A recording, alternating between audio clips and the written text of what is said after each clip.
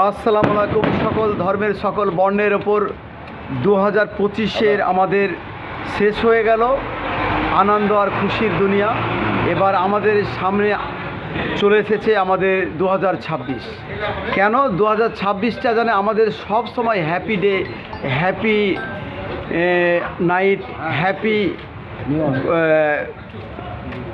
দুপুর, সবাই সব সময় যেন হ্যাপি থাকুক। দেখুন, সুন্দর একটা পৃথিবী, সুন্দর একটা জগৎ তৈরি করতে গেলে আগে মনটা সুন্দর করা দরকার। সুন্দর পৃথিবী দরকার। মন সুন্দর, গোটা পৃথিবী সুন্দর। মন সুন্দর, গোটা জগৎ সুন্দর।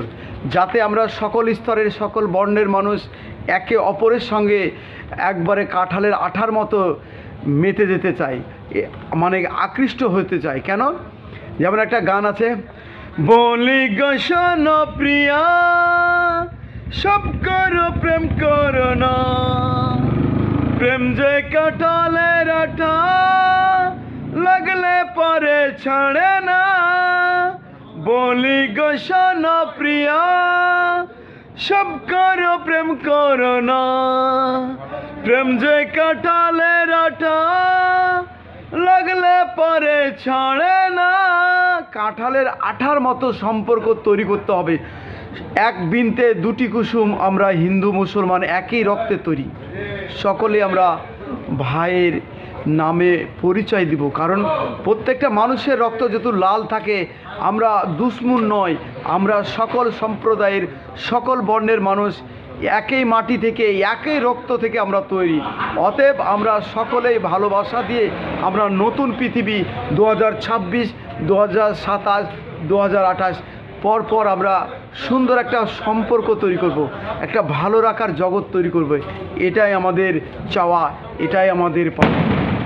আজকে বললে কালকে দুদিন, কেউ সারা জীবন বাঁচবে না। একটাই মনে রেখে যাবে যে সম্পর্কটা সুসম্পর্ক চলে, একই থালাতে আমরা ভাত খাবো, সকলেই আমরা ভাই ভাই, কেউ দুশ্মন নয়। তো আমরা জানে এমন পরিবেশ তৈরি করতে পারি এই জগতে 2026 সালে, যেন আমরা একে অপরের সঙ্গে না মিশে না থেকে আমরা জানে বাঁচতে না পারি।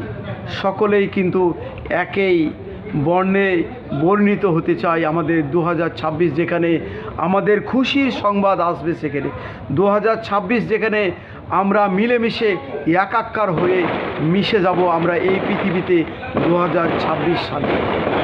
সর্বদাই ভালো থাকবেন, সুস্থ থাকবেন, এ বলে ভিডিওটা করলাম। যদি ভালো লাগে অবশ্যই লাইক, কমেন্ট, শেয়ার। আসসালামু আলাইকুম। সকল স্তরের